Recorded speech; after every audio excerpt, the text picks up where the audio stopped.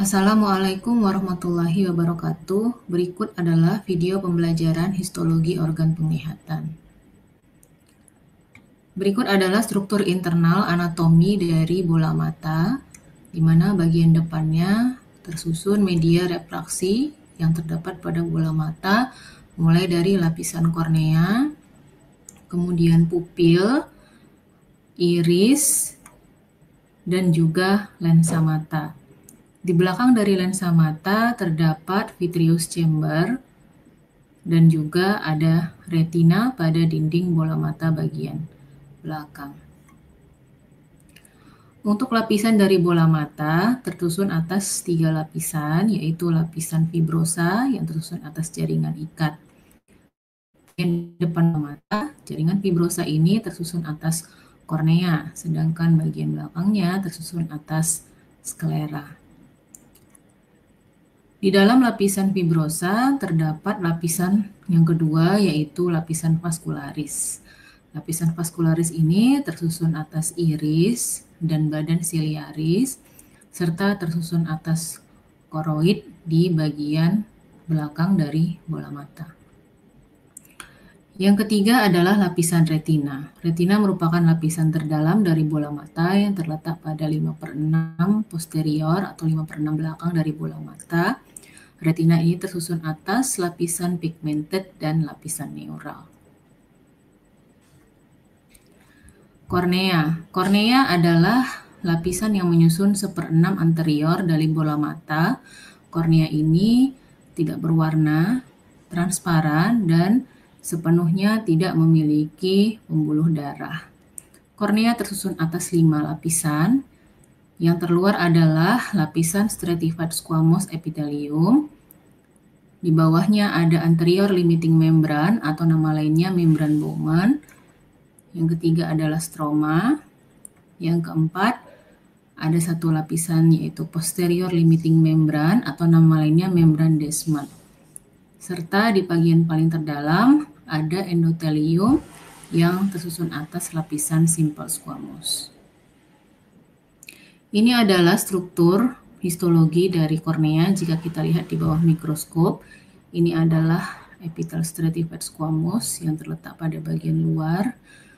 Kemudian di bawahnya ada stroma dan ini lapisan endotelium di bagian dalam.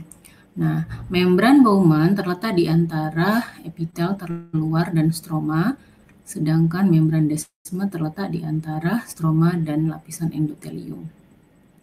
Ini gambar B dan gambar C menunjukkan perbesaran kuat dari letak lapisan membran Bowman dan membran Descemet. Corneoscleral junction atau limbus dan badan siliaris. Ini adalah bagian dari bola mata yang terletak pada struktur bagian depan dari bola mata. Nah, pada gambar ini bisa kita lihat adanya siliaris muscle yang menyusun dari otot-otot yang menggantungkan lensa mata. Otot-otot pada badan siliaris ini memiliki penonjolan namanya prosesus siliaris. Kemudian ada satu jaringan ikat berupa serat atau fiber yang namanya zonular fiber yang menggantungkan lensa mata.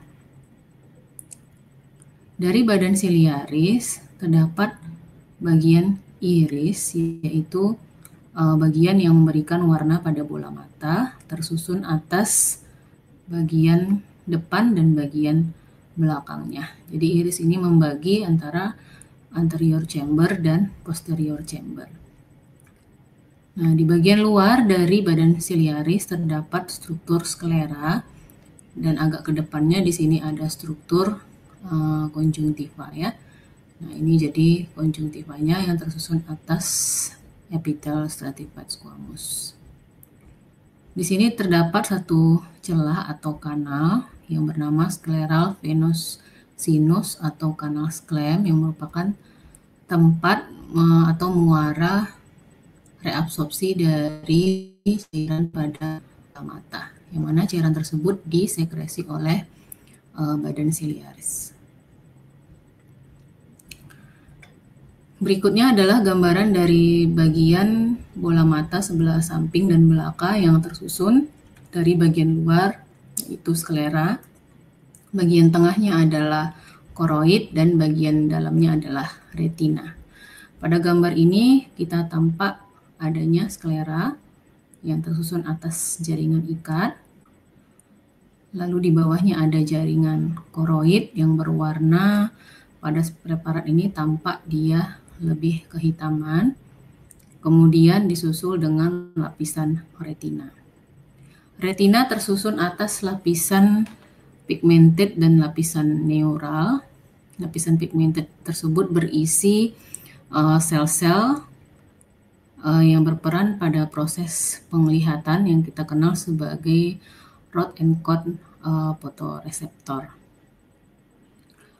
Kemudian untuk urutan lapisan retina itu sendiri, di sini ada deskripsinya. Jadi mulai dari lapisan terluar, di situ terdapat sel-sel rod and cone tadi.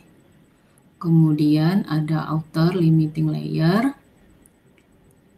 kemudian outer nuclear layer, outer plexiform layer, inner nuclear layer, inner plexiform layer, ganglionic layer, dan juga nerve fiber layer, serta inner limiting layer. Dan bagian dalam dari retina adalah badan vitreous. Untuk dapat membedakan lapisan ini dengan mudah, bisa kita kenali dengan adanya inti sel saraf yang berada pada lapisan retina, ya. Jadi pada lapisan nuklear itu yang akan kita lihat adalah badan sel saraf dan inti-intinya, sedangkan pada lapisan plexiform itu yang bisa kita lihat adalah serabut sarafnya atau berupa akson.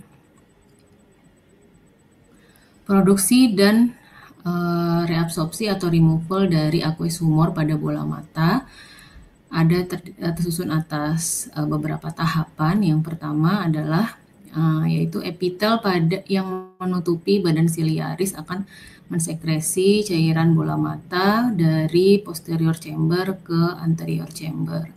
Jadi pada poin 1 ini ditunjukkan bahwa badan siliaris dan epitel-epitelnya akan mensekresi cairan tersebut yang akan mengalir dari posterior chamber menuju ke anterior chamber, jadi melewati celah pupil. Nah, cairan yang melewati celah pupil tersebut pada poin 2 maka akan berpindah ke anterior chamber dan nantinya akan masuk ke sudut dari iridokorneal yang terletak di kanal sklem atau scleral venous sinus. Organ berikutnya adalah iris. Iris adalah organ yang membatasi atau membentuk celah pupil. Iris ini berfungsi untuk mengatur banyak dan sedikitnya cahaya yang masuk ke dalam bola mata. Iris memiliki dua permukaan, yaitu permukaan anterior dan permukaan posterior. Permukaan anterior ini menghadap ke anterior chamber, sedangkan permukaan posterior ini menghadap ke posterior chamber. Kita lihat pada gambar berikut, bagian posterior dari iris dilapisi oleh zat warna atau pigmen. Jadi memang epitelnya di sini mengandung banyak pigmen dan pigmen inilah yang menimbulkan warna pada bola mata. Nah, di bagian atas dari bagian epitel berpigmen tersebut kita bisa melihat otot-otot polos pada iris yang tersusun atas dua jenis otot, yaitu sphincter pupil muscle dan juga dilator pupil muscle. Nah, ini adalah perbesaran kuat dari gambaran histologi iris, ya. Ini adalah bagian epitel berpigmennya, ini adalah sphincter pupil muscle, dan ini adalah dilator pupil muscle. Dan bagian yang bertanda panah, kita lihat di sini adalah pembuluh darah yang banyak sekali terdapat pada iris. Jadi iris ini tadi kan memang termasuk dalam tunika vascularis pada dinding bola mata. Organ berikutnya adalah lensa. Lensa adalah bagian dari bola mata yang tersusun atas jaringan elastis yang berfungsi untuk memfokuskan cahaya yang masuk ke bola mata agar jatuh tepat pada retina. Ini adalah gambaran histologi dari lensa, yang mana lensa tersebut di bagian luarnya tersusun oleh kapsul dan juga epitel pada lensa, yang epitel tersebut tersusun simple kolumnar ya. Jadi ada satu lapis sel yang bentuknya kolumnar. Di bawah dari epitel tersusunlah serat daripada lensa, yang mana lensa tersebut memiliki dua jenis serat. Yang pertama adalah differentiating lens fiber dan yang kedua adalah mature lens fiber. Differentiating lens fiber ini adalah serat daripada lensa bola mata yang masih aktif berdiferensiasi, sedangkan yang mature lens fiber adalah serat protein pada lensa bola mata yang sudah matang. Kalau kita lihat strukturnya untuk differentiating lens fiber ini, dia lebih berwarna lebih terang ya, dan serat-seratnya tampak lebih longgar jika dibandingkan dengan yang mature lens fiber. Pigmented epithelium pada retina ya. Jadi retina ini tersusun di atas lapisan pigmented dan lapisan neural. Di sini kita akan lebih memfokuskan kepada lapisan pigmented dari retina tersebut. Letaknya dari pigmented epithelium dari retina adalah di bagian luar pada retina. Jadi dia berbatasan langsung dengan lapisan koroid ya. Lapisan koroid adalah lapisan vaskularis yang memiliki banyak pembuluh darah di bola mata bagian samping dan belakang. Ini adalah lapisan pigmentednya, memang memiliki sedikit pigmen.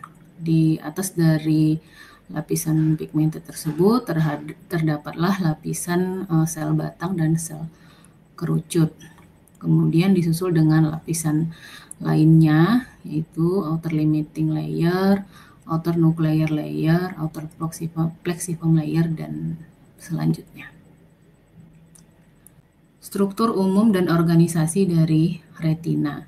Nah, berikut adalah gambaran skematis dari lapisan retina tersebut yang tersusun atas lapisan pigmented dan lapisan neuralnya. Nah, untuk cahaya yang masuk ke bola mata, itu nanti seperti terlihat pada gambar ini, cahaya yang masuk dari bagian anterior bola mata akan diteruskan sampai ke ujung terdalam dari retina.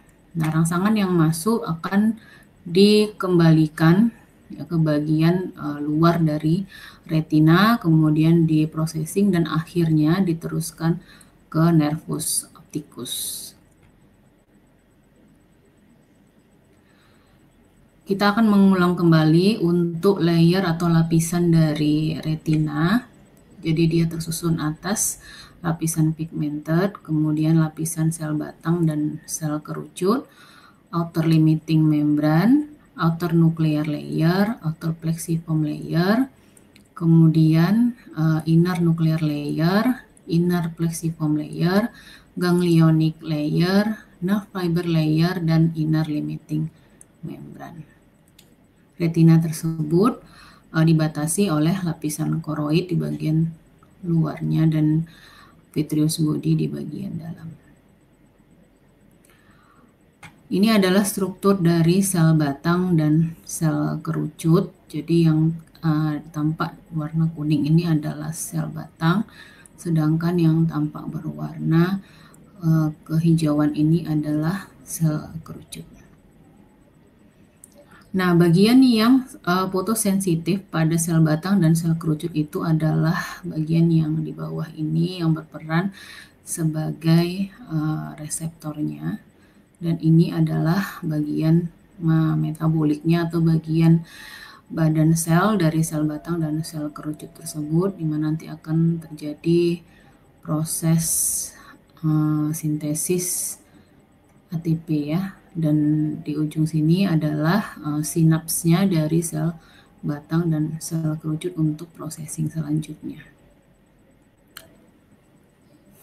Di luar dari bola mata itu ada jaringan penunjang dari bola mata. Yang pertama adalah palpebra atau kelopak mata.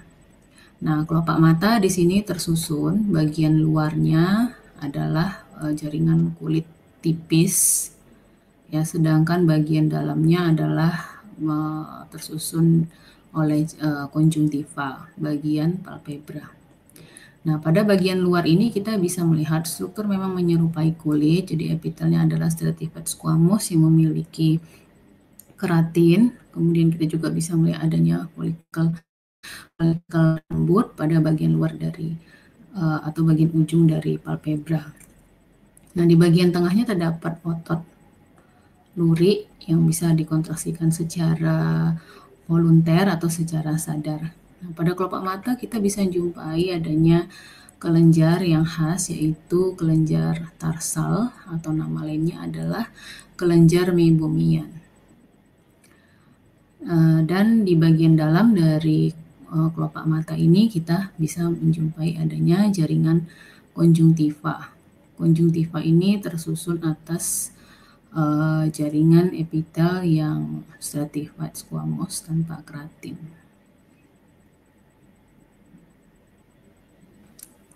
Oke, berikutnya di sekitar bola mata juga ada kelenjar lakrimal atau kelenjar air mata yang berfungsi untuk mensekresikan komponen dalam air mata yang tersusun atas bahan-bahan yang bisa melembabkan, kemudian melubrikasi atau melicinkan dan juga melindungi dari bola mata. Ini adalah struktur histologinya dari kelenjar lakrimal. Jadi dia tersusun atas sel-sel asinar atau sel-sel kelenjar yang berkelompok membentuk gambaran seperti gerombolan sel atau seperti bunga yang nantinya juga memiliki ductus. Ini adalah ductus lakrimal. Pada kelenjar lakrimal ini juga bisa kita jumpai adanya sel-sel yang berperan untuk kontraksi, yaitu sel-sel mioepitel. Dengan adanya sel mioepitel ini, isi dari kelenjar lakrimal bisa dikeluarkan. Sekian video pembelajaran histologi penglihatan. Terima kasih. Assalamualaikum warahmatullahi wabarakatuh.